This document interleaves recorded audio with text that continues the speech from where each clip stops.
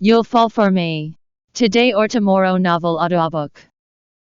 Chapter 5 to chpater 8.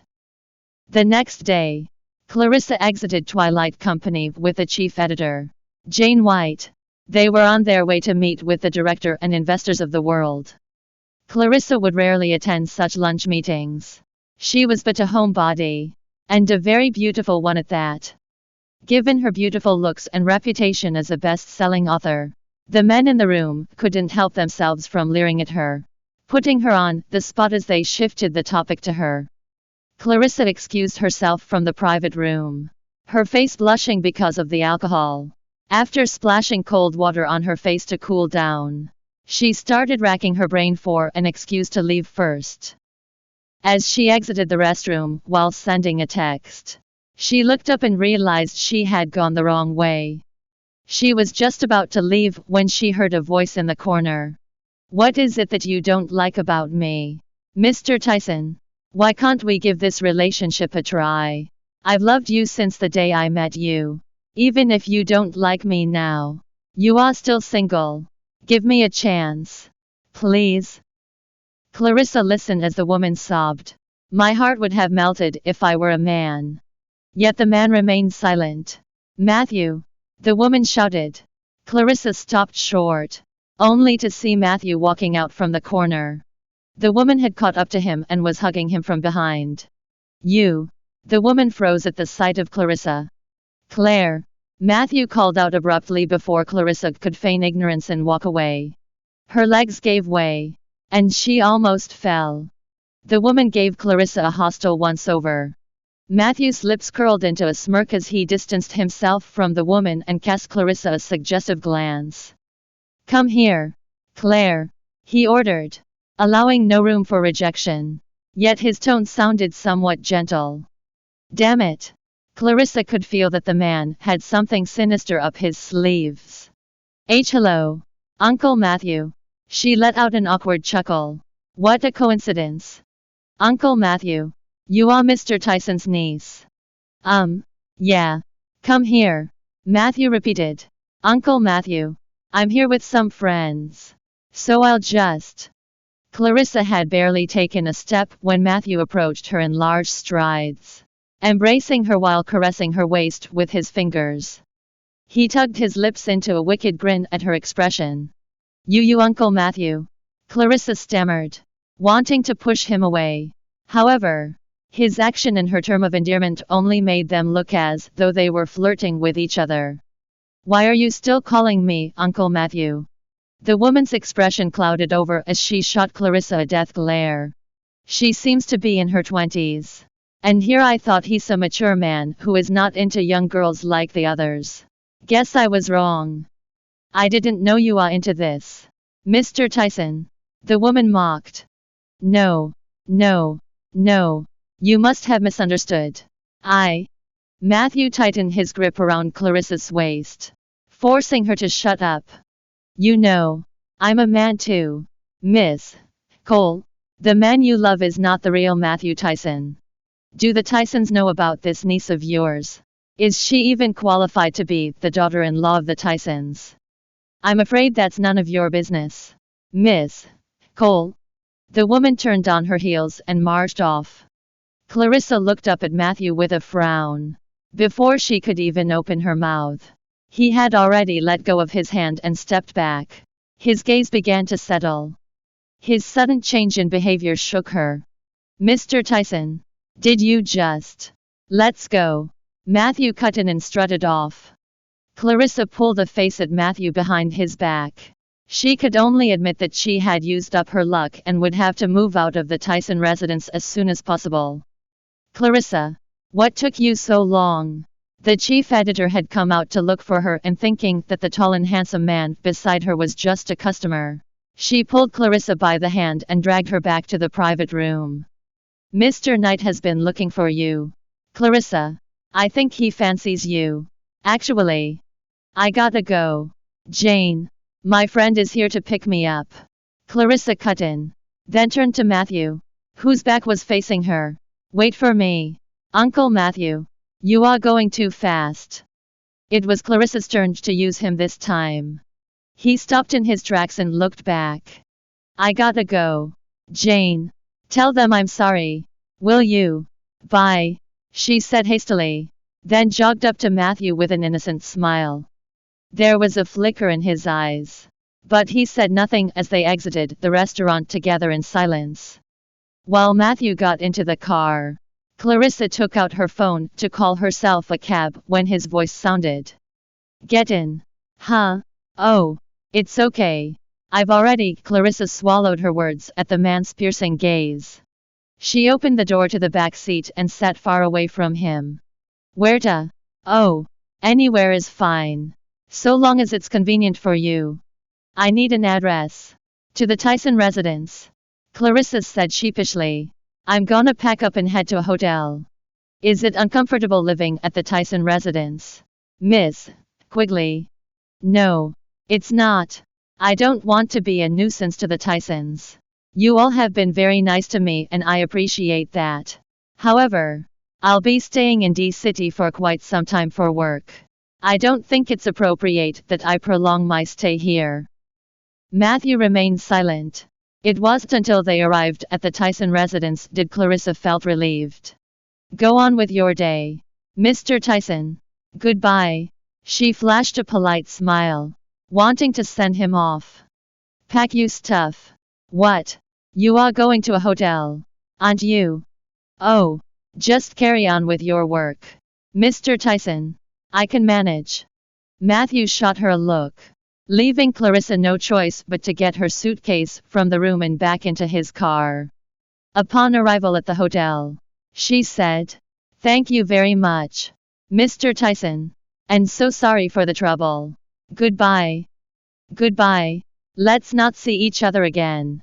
Matthew said nothing this time, but there was something about his gaze that made Clarissa feel uncomfortable. Goodbye, she beamed, waving her hand. Clarissa had just settled down in the hotel after sending him off when she received a call from Hillary. I knew she wouldn't let me off that easily. I was wrong about what happened last time. Clary, I shouldn't have forced you into getting married. I just wanted you to live a good life. Will you forgive me? Is that all? Well, I was hoping that you would get along with your sister since you are not familiar with the city and don't have any friends here. She has offered to bring you out to meet some people. This is a wonderful opportunity for you to meet people from her circle. Clary, just give it a shot and go see the world. There'll be a dinner party the day after tomorrow. You can go with Yvonne. Clarissa showed up at the entrance of the hotel, decked out in a simple black long dress, with little makeup on her face. Nevertheless, her appearance was a call for attention as many men went up to flirt with her. Clarissa was unhappy about that. If it wasn't for her mother's complaints about her suffering with the Garretts, she wouldn't have agreed to attend the banquet. But was it as simple as seeing the world that her mother had told her to come for? Clarissa had her doubts about that. Having been approached by another man again, she coldly rejected the man and turned toward the balcony. With the curtain blocking her view, she could finally regain her peace when she felt the warmth of a body from behind her. Clarissa whirled around in shock, only to see a perverted-looking old man standing right in front of her.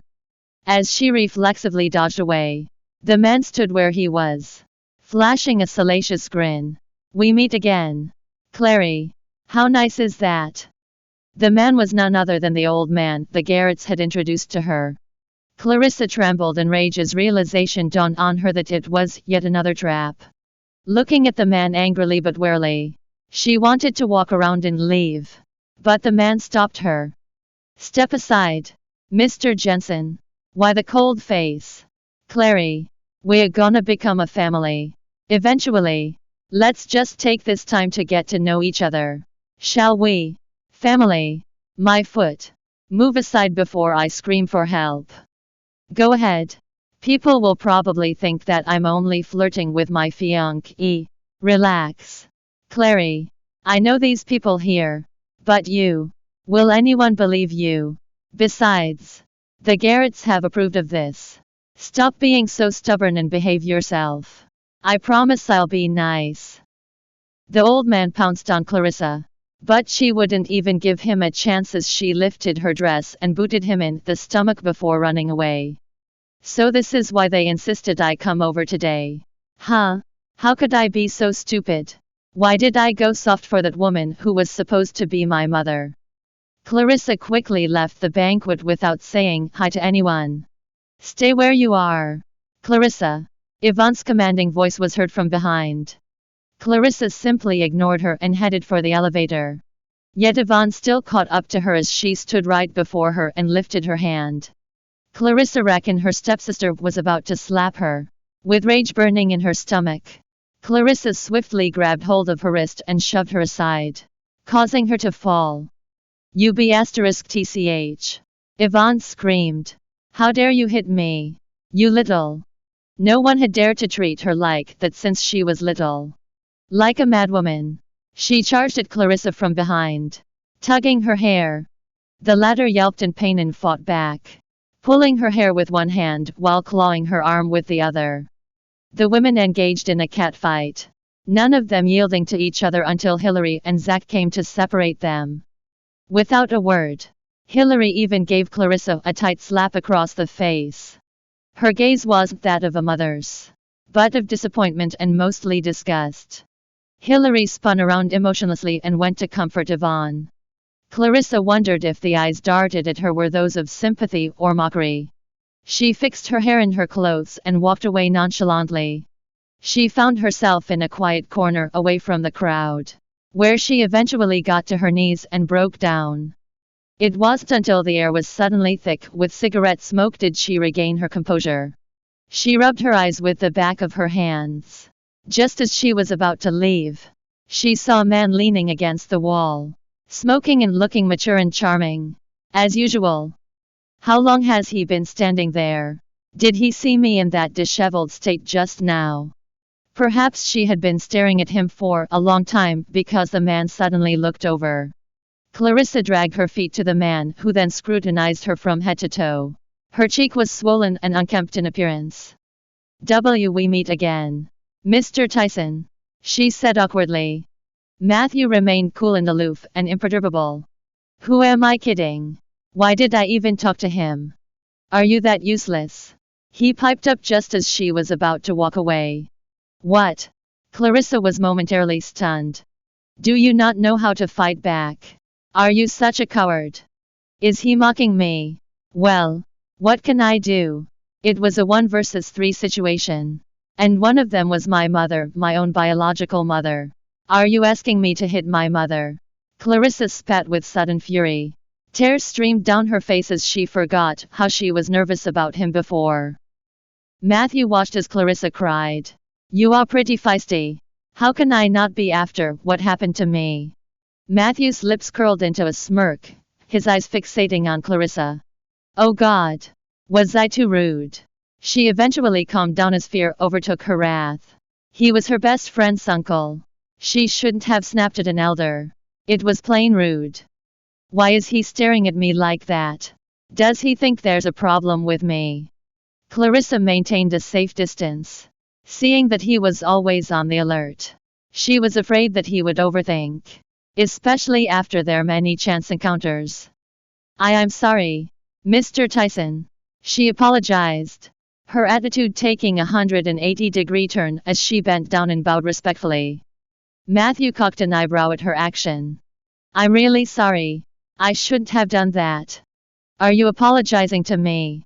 Clarissa bit her lip. Duh. What's the point of apologizing to me? You should have used that energy to pour out your resentment to the bullies instead of losing your temper at me. Only the weak takes out their anger on someone after getting bullied. Having said his piece, Matthew strode away coldly, leaving Clarissa disoriented and humiliated. Did he just mock me for being weak?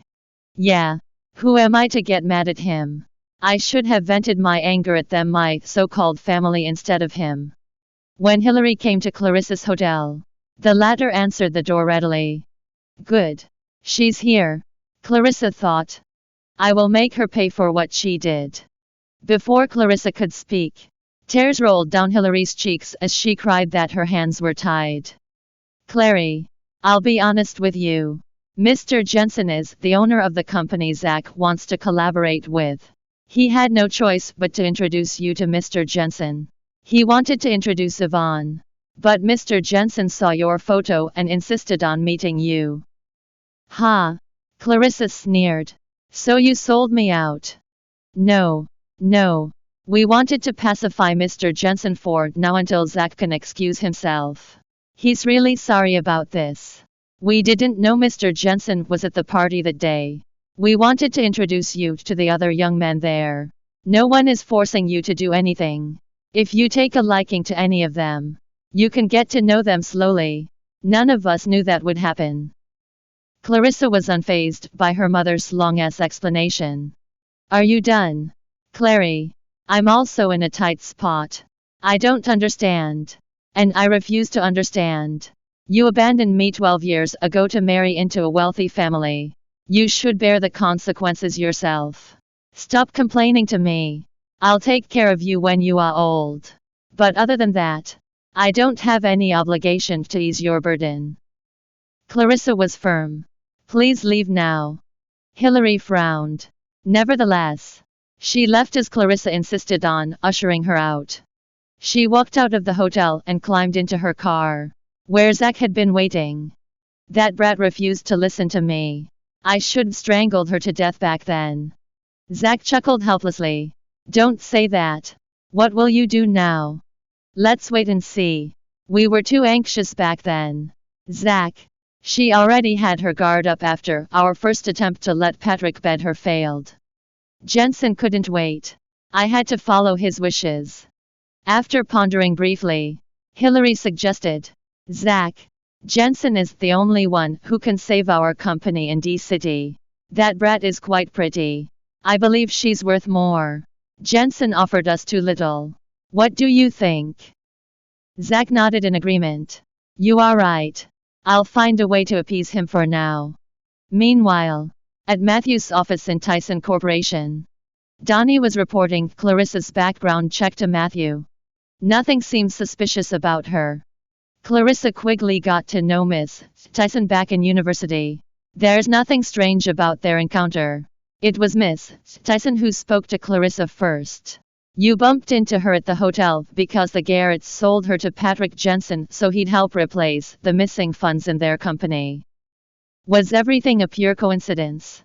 Deep in thought, Matthew's eyes darkened. He never believed in coincidences, especially when it happened too many times.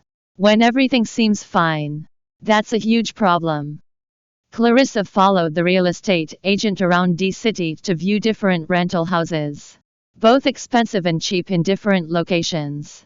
She finally realized it was hard to rent a decent place in the city. Actually, the solution was simple. It wouldn't be a problem if she had money. After an exhausting day, Clarissa returned to the hotel. She received a call from Ellie asking her to meet for dinner.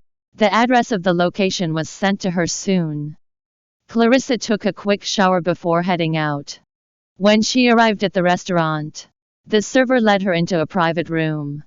The moment she stepped in, the smile on her lips froze. You are here. Come in. Ellie wasn't in the room. Instead, a man and Matthew, whom she didn't want to see, were waiting for her. Matthew gazed at her and greeted her politely while puffing on his cigarette. Clarissa met his gaze and felt her heart skip a beat. She walked to the table cautiously and took a seat. The moment she sat down, Matthew started introducing the young man beside him. Harvey, this is Ellie's friend. Miss Quigley, this is Harvey Narman, a project manager working for Dishak. What is this? Clarissa stared at Matthew, who returned her stare coolly. Suddenly, she recalled he had offered to introduce her to a boyfriend earlier. Ugh. Can I leave now? However, Clarissa dared not do so. She perched on her seat awkwardly and chatted with Harvey casually. If this was an arranged blind date, Matthew should leave after introducing them both so they could get to know each other. However, he remained in the room as dinner was served. Because he was there, Harvey had to pay attention to him, too. After dinner, Harvey took his leave. But Matthew stayed seated. Clarissa had no idea what the latter was trying to do. She vowed to deal with Ellie later on. Are you not satisfied? Matthew's sudden question snapped Clarissa out of her reverie. She shook her head. No. Mr. Norman is a fine man. Mr. Tyson, I don't have any intention to date now. Thank you for tonight. But please stop wasting your time on me. Although her words were polite, there was a tinge of displeasure in her tone. Matthew curled his lips up into a smirk and narrowed his eyes. What is your ideal type? It's not about that. I'm not interested. What about me? Huh? Clarissa swallowed hard. She nearly choked on her saliva and coughed twice. Did I hear him wrongly? I am Matthew Tyson, the president of Tyson Corporation. Am I a satisfactory choice? Well, that was the biggest shock of her life. She shook her head profusely as her face paled in shock. Mr. Ty, Uncle Matthew, enough with the jokes. Please. I don't harbor indecent thoughts about you. Back then, I was drugged and happened to bump into you. Thank you so much for saving me. It was just a coincidence. Besides, you are Ellie's uncle. Please don't take it the wrong way. Matthew scrutinized Clarissa sharply. As she seemed terrified for real, his expression relaxed. He grunted. I was joking, Miss Quigley. That's it. Matthew rose to his feet and left the room. Instantly, Clarissa sighed in relief. My instincts were right. Matthew has his suspicions about me. But why did he make that horrifying joke? Deep down, Clarissa was cursing him as she vowed to stay away from him. Exhaling loudly, she stood up and exited the private room. To her surprise, Matthew was waiting at the entrance of the restaurant. He was talking to someone on his phone with one hand in his pocket. Clarissa was planning to sneak out, but he spotted her. She came to a stop and stood beside him quietly. The customers who entered and left the restaurant would glance at them briefly. Clarissa wondered if they were staring at her or Matthew. After ending the phone call, Matthew's gaze landed on her. Mr. Tyson, I'll be off. My car is here. Let's go, he ordered. This time, Clarissa refused to give in. No thanks. I can walk. She rejected his offer sternly, her gaze shining with determination. Matthew raised a brow and smirked. Are you mad? Clarissa couldn't get used to the sudden change in his mood. Why is he grinning? What is so funny about this? She mused silently, but dared not show it. No, she answered. I was just joking. Oh, it better be a joke. What? Nothing. Mr. Tyson. I was saying I got it. Your joke took me by surprise. Clearly, she was mocking him. The corner of Matthew's mouth quirked up. This aroused his interest as he had some time to pass. I thought young people like you loved to joke. Ha! Uncle Matthew. You are too old to understand the younger generation well. There are different jokes. Clarissa glanced at the street anxiously. Why isn't my ride here yet? Also, why is Matthew this free? I thought his time is valuable as he can earn millions in mere minutes. His gaze darkened at her impatience. Old. Suddenly, Clarissa's impatient skull became a sly smile. Uncle Matthew, this is how us young people joke. You don't like it, right? Then stop playing jokes with me. There's a generation gap between us. Clarissa patted herself on the back for coming out with the perfect retort. Her eyes lit up in delight, causing Matthew's heart to skip a beat. He promptly looked down and swiveled his head. By then, his driver had arrived. A heavy silence hung in the air. Seeing his car had arrived, Clarissa spoke. Mr. Tyson, I'll be off then. She refused to remain here a second longer. This time, he didn't stop her from leaving. After getting into her ride, Clarissa's irritation immediately showed on her face. She called Ellie, but the latter didn't pick up. She must be afraid I'd yell at her. Clarissa let out a sardonic chuckle. Too afraid to own up. Huh? Actually, she wasn't mad at Ellie. Nevertheless, when the latter came to her, she still reprimanded her friend for an hour. To make it up to her, Ellie brought Clarissa around to view the units available for rental. She criticized each and every choice badly. In the end, they failed to pick one. The next day, Ellie cancelled her appointment with the real estate agent and went out with Clarissa. They arrived at J City Building, where Ellie brought her in without hesitation. In the elevator, Clarissa knew something was amiss. Right then, Ellie received a call, which made her scowl unhappily. Fine, I got it. I'll be there right now. When the elevator doors opened, Ellie stopped her from going out. I told Uncle Matt about this. Get the keys from Donnie at level 22. I'll contact you after dealing with this. With that, she scurried out. As the elevator doors closed, Clarissa gazed at the number 22 on the panel and cursed inwardly. Is it too late to run? Yes, it is. The elevator arrived sooner than she had expected. She was still panicking when the doors opened again. Right then, Donnie came over to her. Miss Quigley, you are here. Please come with me. No need. Ellie said you'll give me the keys. I'll leave right after taking the keys. I won't disturb you at work. Donnie flashed a polite smile. Not at all. Without giving her the keys, he brought her to the end of the hallway and knocked on the door. Mr. Tyson, Miss Quigley is here. A familiar voice rang out. Come in. Donnie gestured for her to enter the office. Clarissa stepped in stiffly. Her instincts told her the man's voice spelled danger. After telling her to come in, Matthew put his file aside and gazed at the door. It was just a few steps to his desk, but the young lady was trudging slowly. When she finally came nearer to him, he noticed she was wearing an off-shoulder striped top with puffy sleeves, paired with an inky blue knee-length skirt and flats. She looked like a pretty pixie in her outfit. Matthew's gaze swept across her bare shoulders. She likes to expose her shoulders. Huh? Mr. Tyson. Clarissa greeted him politely with a forced smile. He leaned back in his chair and crossed his legs elegantly. His elbow was propped on the armrest, with his hand supporting his head as he narrowed his eyes at her.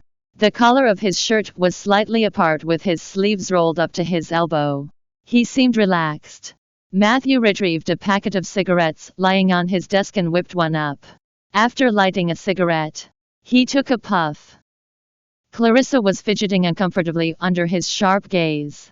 She parted her lips and said, Mr. Tyson, Ellie told me to take the keys from you. I have no idea what she means.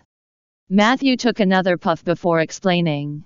The real estate company under Tyson Corporation has an apartment for our employees. Ellie told me about your situation. There are still some units left, so you can move in. This won't do. Mr. Tyson, I had no idea Ellie would ask for your help. I won't accept it. Thank you for your concern. But the real estate agent found me a reasonable unit which I really liked. I won't be staying for long, so there's no need to trouble you. Mr. Tyson, I won't disturb you further. I'll inform Ellie about my decision. Goodbye. Miss Quigley. Clarissa stopped in her tracks. Matthew rose to his feet and strode toward her. Thanks for listening to the Bravonovel audiobook. Welcome to download the Bravonovel app. Read the novel You'll Fall For Me today or tomorrow online and get the latest updates. Please see the video introduction for the novel details page and app download address.